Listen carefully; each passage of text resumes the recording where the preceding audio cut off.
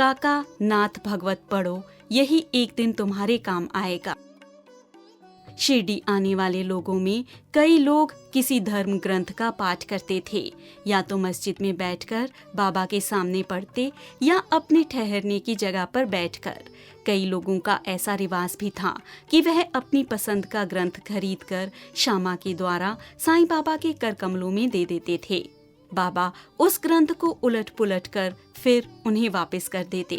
भक्तों की ऐसी आस्था थी कि ऐसा प्रसाद ग्रंथ पढ़ने से उनका कल्याण हो जाएगा।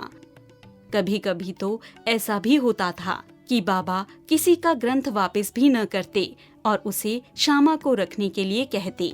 वह एक भक्त ने खरीदा है, ऐसा सोचकर श्यामा यदि उसे लौटाने के लिए बाबा से पूछते तो भी बाबा ग्रंथ को नहीं लौटाते थे और यह ग्रंथ तेरे पास ही रहेगा, ऐसा सीधा सा जवाब देते। यानी कौन ग्रंथ पढ़े क्या पढ़े ये निर्णय बाबा ही करते थे। एक बार की बात है कि काका महाजनी बाबा के दर्शन करने के लिए शिरडी आए। उन्हें एक ऐसा ही ग्रंथ नाथ भागवत बाबा ने दिया था। वे उसे हर समय अपने साथ रखते और रोजाना पढ़ते थे। जब काका महाजनी शिरडी आए तो श्यामा उन्हें मिलने के लिए गए और निकलते समय काका से बोले, काका यह भागवत मैं तुम्हें देकर लौटा देता हूँ, और ग्रंथ को अपने साथ ले गए। जब श्यामा मस्जिद में गए तो बाबा ने पूछा, श्यामा यह ग्रंथ कौन सा है? तो श्यामा ने वही ग्रंथ बाबा के हाथों में दे दिया और बाबा ने वह ग्रंथ देखकर उसे वापस देते हुए कहा, यह ग्रंथ तू अपने पास ही रखना, आगे काम आएगा। तब श्यामा ने कहा, बाबा यह ग्रंथ तो काका साहब का है, मैं उन्हें इसे वापस लौटाने का वायदा करके आया हूँ, यह मैं कैसे रख लूँ? बाबा ने कहा, जब मैंने इस ग्रंथ को तुम्हें रखने के लिए कहा तब यह समझ ले कि यह आगे चलकर तुम्हारे काम आने वाला है।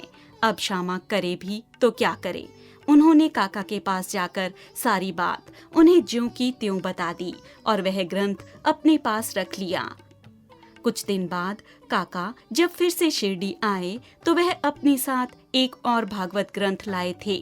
मस्जिद में बाबा के दर्शन करने के बाद जब काका ने वह ग्रंथ बाबा के हाथों में दिया तो बाबा ने उन्हें प्रसाद के रूप में लौटाते हुए कहा, ऐ काका यही ग्रंथ आगे चलकर तेरे काम आने वाला है, इसलिए अब यह ग्रंथ किसी को मत देना। बाबा ने जिस ढंग से यह बात कही थी उसे देखते हुए काका ने वह ग्रंथ अपने सिर पर उठाया और फिर साथ में ले गए।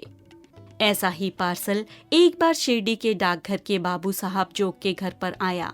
पार्सल खोलने पर उन्होंने देखा तो वह लोकमान्य तिलक की लिखी किताब थी जिसका नाम था गीता रहस्य। जोग उस किताब को बगल में दबाए हुए सीधा मस्जिद पहुँचे।